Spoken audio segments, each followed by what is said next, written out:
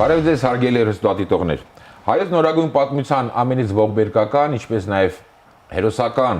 ժամանակահատվածում մեր հայրենակիցը ստանձնել է Մայր Աթոռ Սուրբ Էջմիածնի ղեկը։ Այս տարի լրանում է նրա ծննդյան 170-ամյակը։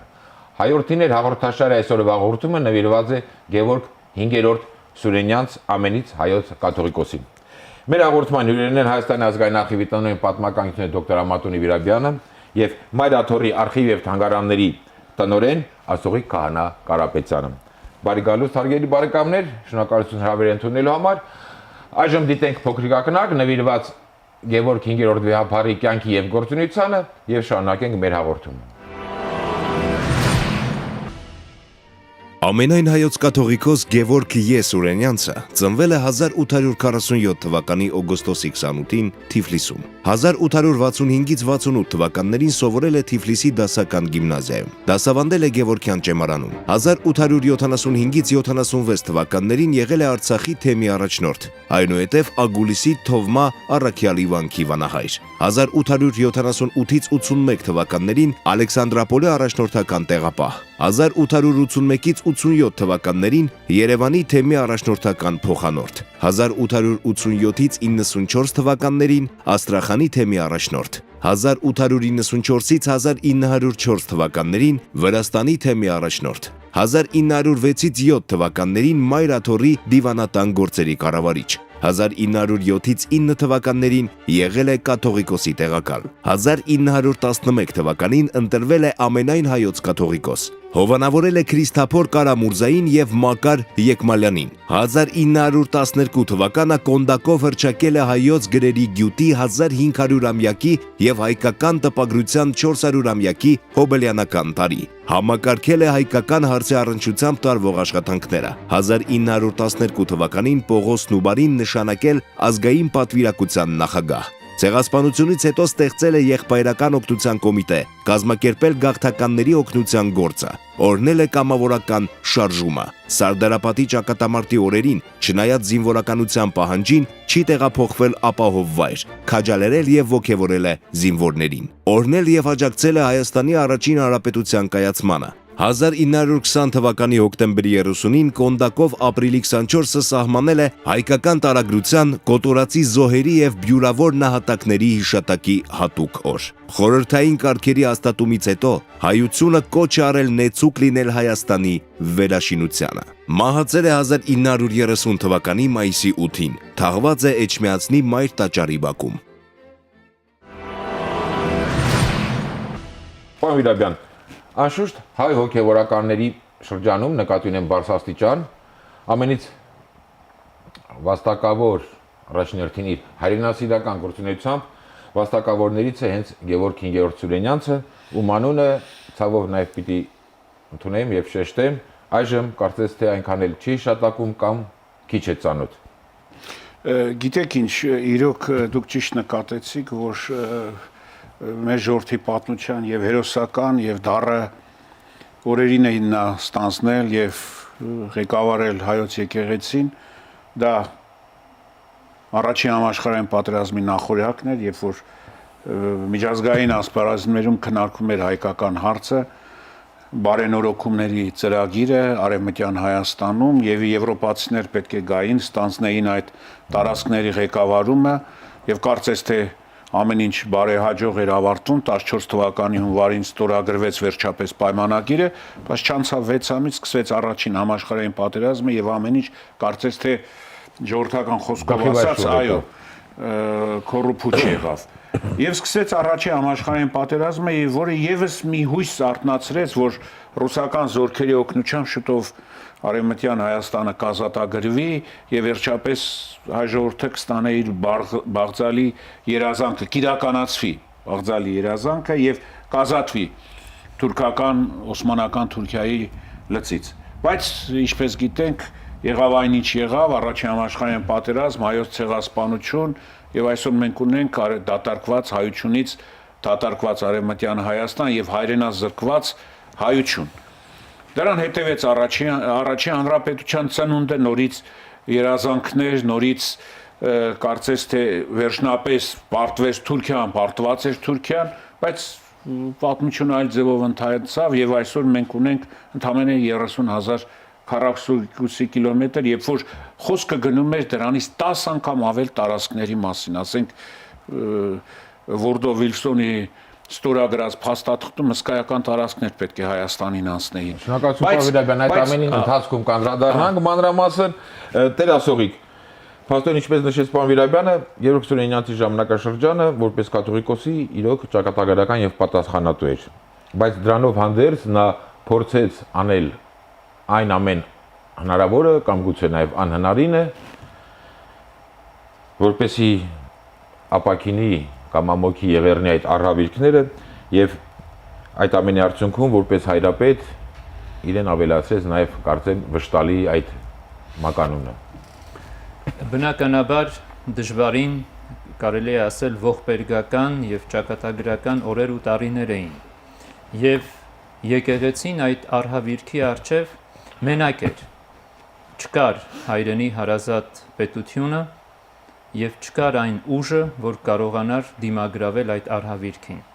բայց դարերի հոլովույթում կուտակած պետականության գործառույթը եկեղեցին էր կատարում ինչ որտեղ փորձառությամբ եւ իմաստությամբ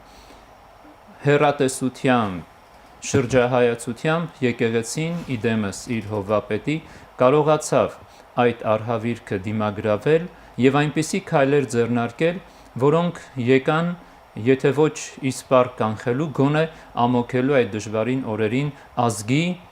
վիճակը։ Եվ ես կուզեմ հատուկ շեշտել Գևորգ Սուրենյանց վեհապար հայրապետի ջանքերը այն ուղղությամբ, որ այդ օրերի մեծ տերությունները կարողացան առաջին անգամը լինելով դատապարտել ոչրագործությունը Օսմանյան կայսրության, ճանաչելով որպես մարդկության դեմ կատարված Կարծեմ միջազգային իրականության մեջ առաջին դա դատապարտման քայլը։ Եվ դա քայլը։ շնորհիվ վեհապար հայրապետի այն անլռելի դիմումների եւ ահազանգների, որ նա Սուրբ Էջմիածնից ուղարկում էր գրեթե բոլոր ղեկավարներին այդ օրերի պետությունների եւ նաեւ այն հսկայական աշխատանքը, որ նա Սուրբ Էջմիածնի փոքրաթիվ ուժերով եւ նյութական միջոցներով կարողանում էր կատարել ոչ միայն գաղթականներին աջակցելու համար,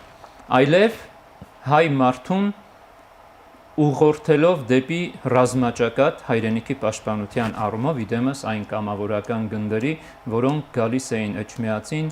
հայրապետից օրհնություն էին առնում եւ գնում էին ռազմաճակատ այն հույսով եւ այն տեսիլքով, որ դա ազատություն պիտի բերի եւ ծաղկում պիտի բերի մեր երկրին եւ մեր ժողովրդին։ Շնորհակալություն։ Պարոն Վիրաբյան, դուք ձեր խոսքում արդեն անդրադարձաք, նշեցիք հայկական հարցի ուղղությամբ նա կատարած գործունեությանը, մասնավորապես Գևորգ կաթողիկոսի հրամանով ստեղծվեց ազգային պատվիրակություն Պողոս Նուբար-Փաշայի ղեկավարությամբ համաշխարհային պատերազմի տարիներին ստեղծվեց եղբայրական օգնության կոմիտեն, արդեն տերազողիկ ասած հայ կամավորականներին օրնելու նրա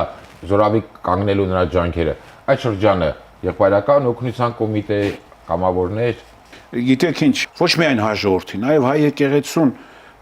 այնպիսի մի դաժան, այնպիսի մի դժվարին խնդրի առաջ կանգնեց, պատերազմ, առաջին համաշխարհային պատերազմ, այո, ոչ միայն ցեղասպանությունը, այդ բնակչությունը հայ կամավորների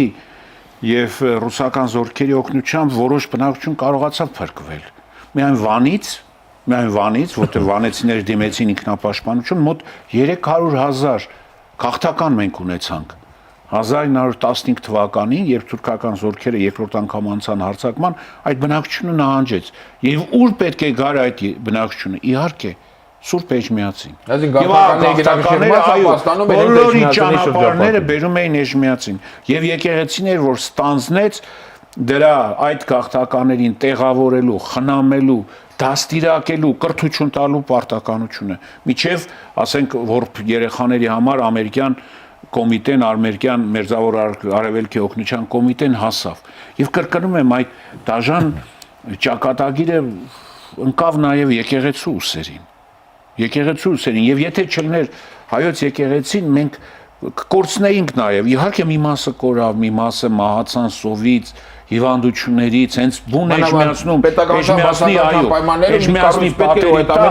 բայց հայ եկեղեցականները Գևորգ Սուրենյանցի գլխավորությամբ, հատկապես ես կուզեի նշել Գարեգին Հովսեփյանցին, խորեն arczepiskopos Մուրադ Բեկյանին եւ մյուսներին, որոնք ամեն ինչ անում էին, որպեսզի ինչ որ ձևով թեթևացնեն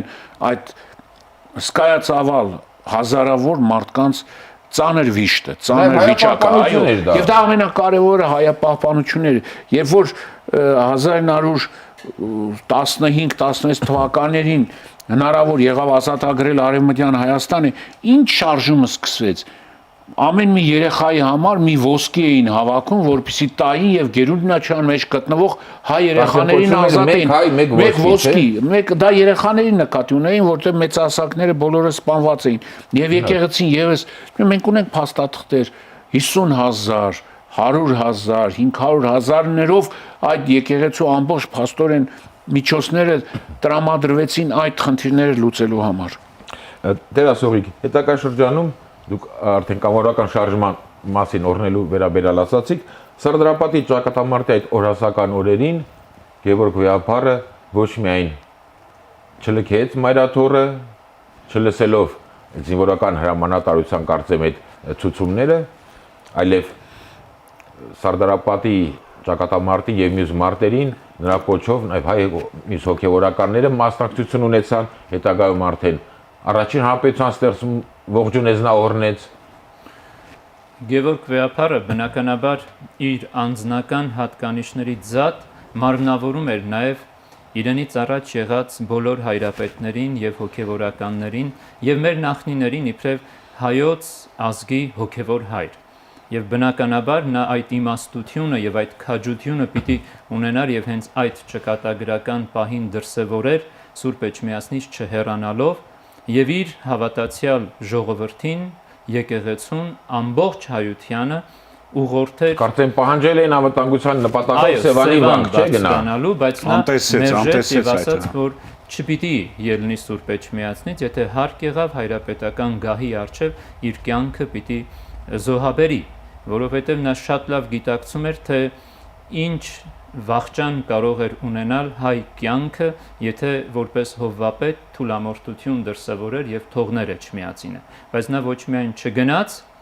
մնաց, այլև հոգեվորականներին հորդորեց մարտի դաշտ արդեն ինքնին հոգեվորիչ էր։ Եվ այն, որ 6 օր շարունակ Արարատյան դաշտի եւ հարակից շրջանների զանգերը հնչեցին, դա արդեն այն ազդանշանն էր, որ կյանքի ու մահվան կռիվ պիտի լինի։ Եվ փառք Աստծո, որ մեր ժողովուրդը հակառակ եղեռնահար վիճակին, սովահար վիճակին կարողացավ իր մեջ այդ ուժը գտնել եւ խորտակել թշնամու առաջխաղացումը եւ ապահովել մեր գոյությունը այս երկրում, մեր հարազատ բնորանում, այս արևի ներքո։ Եվ կարծում եմ, որ դա այն հիշողությունն էր, որ այդ օրվա Գևորգ Սուրենյանց Վեհափար հայրապետի միջոցով ճառագայթեց մեր օրերում եւ ապահովեց մեր ժողովրդի եւ մեր եկեղեցու հետագան եւ վստահ եմ, որ այդ հետագան այլևս անկասելի պետք է լինի, քանի որ այդ ոգին սերմի մեջ պես սերմանվեց հետագա սերունդին։ Եվ ավելի զարգացել։ Եվ թթխմորի պես պիտի նա աճի եւ զորանա։ Տեր ասողիկ, ձեր խոսքում ասեցիք, որ 15 թվականին Գևորգ Սուրենյանցի հորդորի շնորհիվ եվրոպական երկրներ Ռուսաստանը ճանաչեցին կամ ճանաչեցին ցեղասպանությունը, նաև մեկ այլ ճանաչում կապված է կրկին Գևորգ Սուրենյանցի անունի հետ, արդեն 20 թվականին նա ապրիլի 24-ը պաշտոնապես ընդունեց կամ ճանաչեց որպես հայոց սկատոն կամ կոտորածի տարագրության զոհերի բյուրավոր նահատակների հիշատակի օր։ Կարծեմ սա նույնպես պատմության մեջ առաջին դեպքն է ապրիլի 24-ին։ Այո, երբ որ Վեհափար հայրապետին դիմեց հայ գրողներից Վրթանես Փափազյանը այն խնդրանքով եւ այն պահանջով, որ հիշատակի օր սահմանվի այդ օրը ձերբակալված հայ մտավորականների, որը հետո դարձավ հայոց ցեղասպանության, այո, նահատակների հիշատակի օր եւ առաջին տնօրինությունը այդ օրվա հիշատակման կատարեց հենց վշտալի Գևորգ Սուրենյանց ամենայն հայոց հայրապետը։ Պարոն Վիրաբյան, այս բոլոր ողբերգական եւ հերոսական իրադարձություններից հետո Գևորգ Սուրենյանցին վիճակված էր ապրել նաեւ խորթայնացում, խորթային տարիներ։ Դրանից բխող բոլոր դրական եւ բացական հետևանքներով եկեղեցու դեմ պայքար եւ այստեղ արդեն ի հայտ է գալիս Գևորգ Սուրենյանց ավելի լրջմիտ կամ շրջահայաց գործիչ է, ոչ միայն հոգևորական, այլև որպես գործիչ։ 1920 թվականի դեկտեմբերին Հայաստանում հաստատվեց խորհրդային իշխանություն եւ խորհրդային իշխանություն, որը այստեղ հյուսիսից եկավ, Ռուսաստանից, բնականաբար առաջի քայլերից մեկը եկեղեցու դեմ ակտիվ պայքար մղելն էր։ Բառացիոն իմաստով ֆիզիկապես ոչնչացնելու, եկեղեցին թուլացնելու, եկեղեցին ընդհանրապես վերացնելու ճանապարհ ընտրեցին եւ բնականաբար եկեղեցին էլ պետք է կարողանար իր տեղը պահպանել նույնիսկ այդ իշխանության պայմաններում։ Հեշտ չէր Գևորգ Սուրենյանցի վիճակը եւ երևի սա էր պատճառը, որ նա 1923-24 թվականին այսպես ասած ակտիվ այդ աշխատանքից հեռացավ եւ տեղապահ նշանակվեց Խորեն Մուրադբեկյանը, Խորեն arczepiskopos Մուրադբեկյանը։ Գիտեք ինձ, իհարկե նա շրջահայացք էր, բայց նաեւ չէր թաքցնում իր խորհրդային իշխանության նկատմամբ այն ինչ ինքը մտածում էր։ Պահպանվել են, թե ինչպես է նա, ասենք, հավաքել հայ եկեղեցիականներին եւ նշել, որ պետք է ամեն ինչ անել, որ եկեղեցին, հայոց եկեղեցին պահպանվի։ Նա նաև կարծեմ Սփյուռքային կոչ արեց աջակցել խորհրդային Հայաստանին, շենացմանը։ Դա իրոք նրա շրջահայացության նշաններից մեկն էր, երբ որ նո ասում էր, «Էլ ինչ հայրենիք, եթե այստեղ մարդ չի մնալու»։ Էլ ինչ հայրենիք։ Եվ կոչ արեց Սփյուռքահայությունը, որպեսզի օգնեն Հայաստանին, որպեսզի ոտքի կանգնի։ Կարևորը հայրենիքն էր, ինչպիսի իշխանություն կլներ, դա ժամանակի խնդիր էր եւ կարծես թե տարիներ հետո այնինչ մտածում էր նա իրականություն դարձավ։ Բայց կարևորը հայրենիք պահպանել էր։ Իհարկե, ցավոք սրտի խորհրդային իշխանություն այդ քաղաքականությունը եկեղեցուն շատ բանից զրկեց, եւ եկեղեցիներից, եւ հոտից, եւ այդ կոմերիտականների ակտիվ պայքարը հունից անում էր հայ հոգևորականը եւ շատերը չդիմացան, հրաժարվեցին եկեղեցուն ծառայելուց, որտեղ հասկացան, որ կամ այս կողմ պետք է լինեն, կամ ֆիզիկական կյանքից զրկվեն, իսկ ինչ քչերը, որ կարողացան դիմադրել, նրանց էլ այլ ճակատագիծ էր նախատեսված, Աքսոր Սիբիր կամ ֆիզիկական ոչնչացում։ Գևորգ Սուրենյանցի եւ նրա հաջորդների այդ շրջահայացության շնորհիվ եկեղեցին պահպանվեց։ Իհարկե պահպանվեց, պետության դիրքորոշումն է հետագայում փոխվեց։ Երբ որ մենք արդեն ունեցել հաշվել, թե ասենք բուն Ռուսաստանում 16 թվականին քանի հոգևորական կար եւ քանի հոգևորական կար, ասենք 1938 թվականին, 38 թվականին խորհրդային Հայաստանում մնացել էր ընդամենը 6 թե 7 հոգևորական։ Այնինչ 1916 թվականին դրանց քանակը 1700-ից անցնում էր։ Եվ ահա այդ փաստորեն նվազումը, ամբողջովին նվազումը խորհրդային իշխանություն էր։ Եվ սա էր պատճառը, որ 1930 թվականին, թե 29 թվականին մահացավ։ 30 թվականին։ Սա էր պատճառը, որ նա իր համար ընտրեց վշտալի մականունը եւ սկսեց 1923 թվականից, երբ որ հասկացավ, որն է էությունը, երբ որ խորհրդային իշխանության մարմինները արգրավեցին, կալվածքները, թանգարանը, մատենադարանը եւ սկսեց վշտալի դրանով շատ բան ասելով։ Եվ հետագայում իհարկե, եթե նա, չգիտեմ, կարժանանար նույն Խորեն Մուրադբեկյանի ճակատագրին, երբ որ 1938 թվականին առեղծվածային պայմաններում գիշերը իր մահկանացուն կնքեց։ Բարեբախտաբար հայնական մեծ պատերազմի հաղթանակից հետո եկեղեցու նկատմամբ վերաբերմունքը իշխանությունների կողմից մի փոքր փոխվեց եւ նախկին դիրքորոշում այլևս չկա։ 20-ական թվականները ինչպիսի կամք պետք է մարդը ունենար, մարդ եմ ասում, ոչ թե հոգեվորական, որ կարողանար այդ պայմաններում շարունակել գործունեությունը, հոգեվորական գործունեությունը։ Շնորհակալություն։ Տերասողիկ, ամփոփելով Փաստորեն Գևորգ Սուրենյանցի այդ որպես վեհապար ժամանակահատվածը կարելի է մի քանի բառերով ներկայացնել. ցեղասպանություն, մայիսյան հերոսամարտեր, Հայաստանի առաջին հանրապետություն, խորհրդայնացում, եկեղեցու նկատմամբ բռնաճնշումներ, սակայն նաև հայրենասիրական այդ ոգու սերմանում, ինչպես դիպուկ դուք նշեցիք, եւ հանուն հայրենիքի եւ եկեղեցու ծառայում։ Այդ կերպարը այս պահին ես հիշեցի Գևորգ Վեհափարի խոսքերից հետևյալը, որ ասում էր ուղակի թերևս չասեմ, անուղակի կերպով, բառացի կերպով հետևյալն էր, երբ կգան մեր ազգի եւ հայրենիքի համար լավ օրերը, ինձ կհիշեք։ Ահա այսպիսի տեսլական մի խոսք է ասել իր թղթերից մեկում Գևորգ Վեհափարը եւ դա գալիս է այն լավատեսությունից, որ հատուկ է հայ հոգեվորականին առհասարակ։ Հակառակ այդ դժվարին, սոսկալի, սարսափելի իրավիճակում նա այդպիսի բան էր ասում։ Դա նշանակում է, որ նա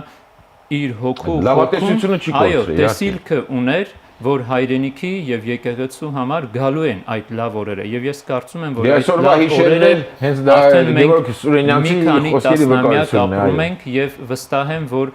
այսօրվա մեր սերունդը իր բոլոր ոլորտներով առավել եւս հայագիտությունն ու պատմության ոլորտը արժանին պիտի մատուցեն թեև վշտալի բայց հերոս հայրապետին եւ նա բնականաբար հայ հոգեվորականի համար միշտ ուղենիշ է իր կերպարով եւ իր գործով եւ կարծում եմ յուրաքանչյուր հայ մարդու համար լինի պարզ քաղաքացի թե բարձրաստիճան մի պաշտոնյա ուղեկից պետք է լինի հայրենանվիրումի եւ